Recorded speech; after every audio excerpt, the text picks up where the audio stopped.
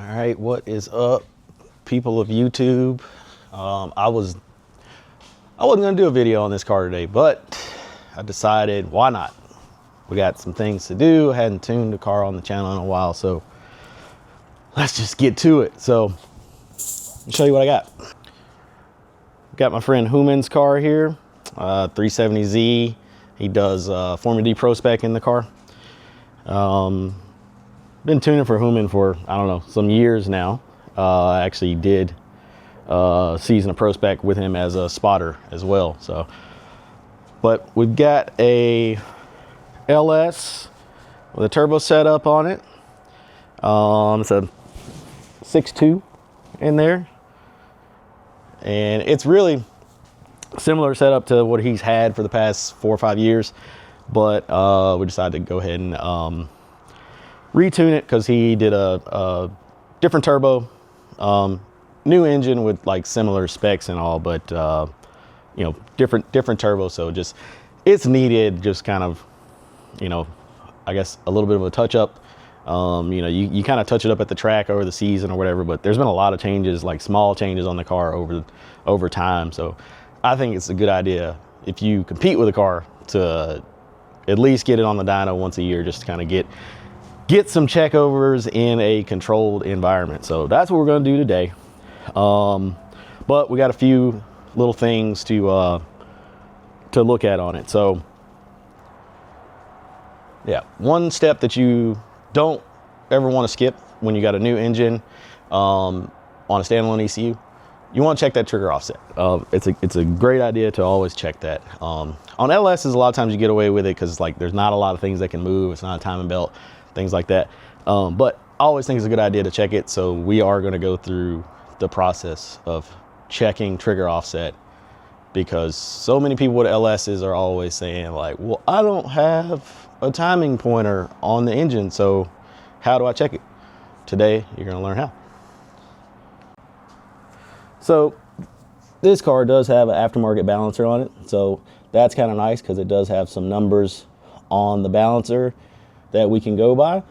But depending on where we make our mark, and you know, that matches up with TDC, if our pointer is not in the location that those marks were intended for, then we might end up at a different spot as our TDC mark. So we're gonna get this thing to TDC and check that. Now, if you're used to working on like inline 4-cylinder or inline 6-cylinder engines, you probably have done the old trick of using a long screwdriver or extension for a socket, and stick it down a spark plug hole, and then, you know, turn the crank until it comes all the way up.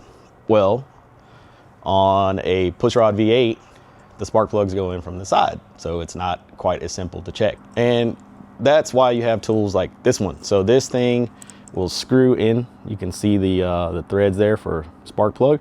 It'll screw into the spark plug hole, and this end here will get pushed up when the piston comes up. So it makes it easier for you to be able to see, you know, when that piston hits the top, because as it goes up, it's going to push this out. So we're gonna get this all set up, check it, and get it to where we're set up to use our timing light on it.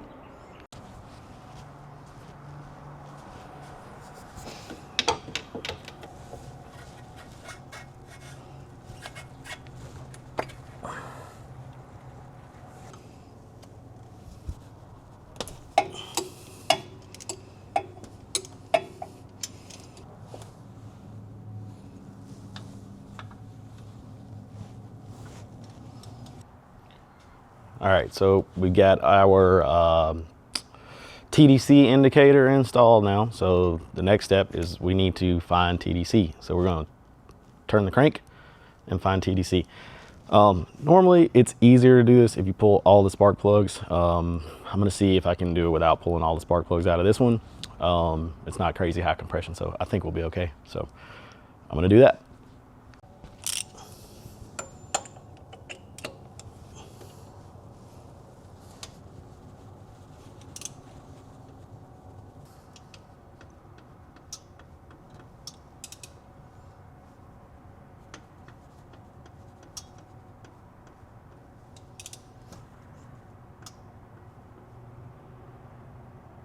All right, so we have found TDC. As you saw, our little part of the indicator started to come out as the piston got all the way to the top. We went a little past it so we could see exactly where it stopped.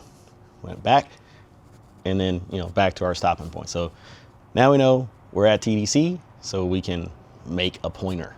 So in order to make that pointer, we're gonna have to have some kind of material to make that pointer out of.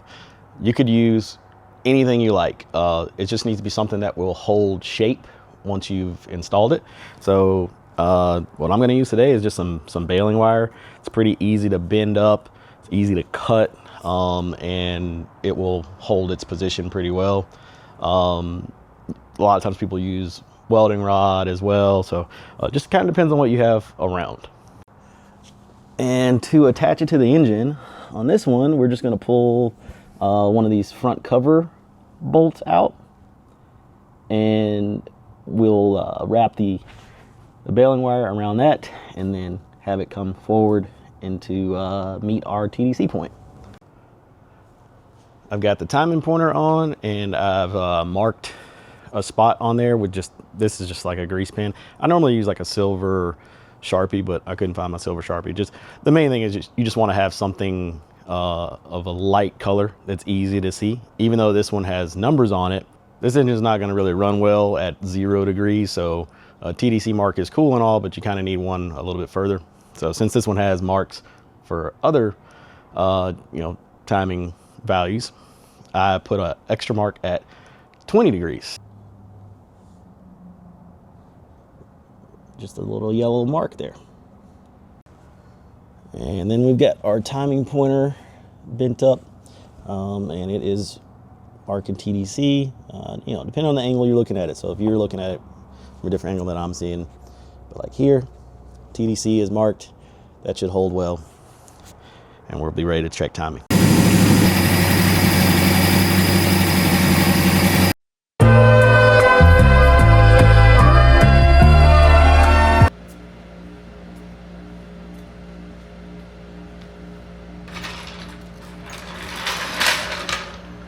Not an idiot. I just have done this a couple times. Yeah. Without fucking it up? Yeah, you just kind of like... Yeah. So yeah. Yeah, that part was fun. So, yeah. Yeah. Or like, I guess small, whatever.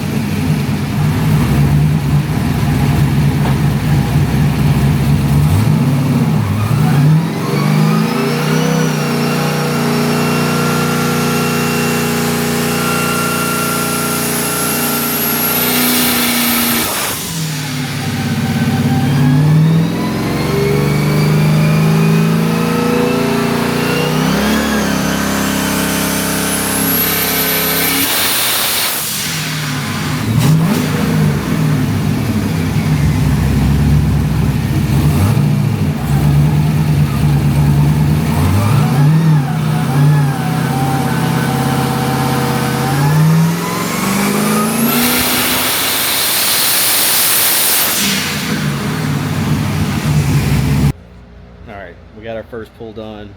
Got a little bit of a misfire that I'm hearing, but good thing is this car has EGTs on it, so I can kind of see if there's something going on with one cylinder in particular. So I'm gonna look at that data, see what's going on with it, and hopefully we can keep going on this thing. Hopefully it's something small. Alright, gotta apologize for the audio. I didn't put my mic back on, but I don't know if you guys can really see it, but there is a crack in this spark plug. It won't focus. You're just gonna take my word for it. So I saw on the EGT data, maybe I'll put it up here, maybe I won't, I could see cylinder 6 was starting to trail off when it was misfiring.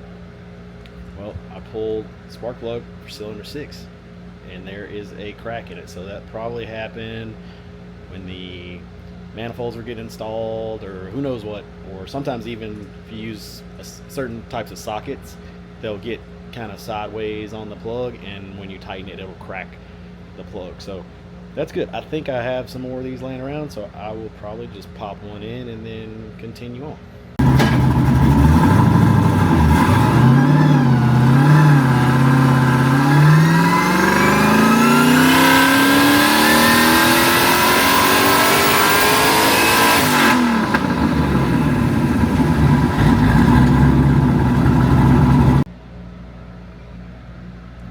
So far, looks like we're at 844 horsepower. That's not bad at all. No chance of making less than that, because this is the lowest amount of boost that we can make. So yeah, we're just gonna continue on. Probably gonna go up a few more pounds just to give some range of adjustment. When this car goes to Utah every year, the boost normally gets turned up a couple of pounds just to kind of,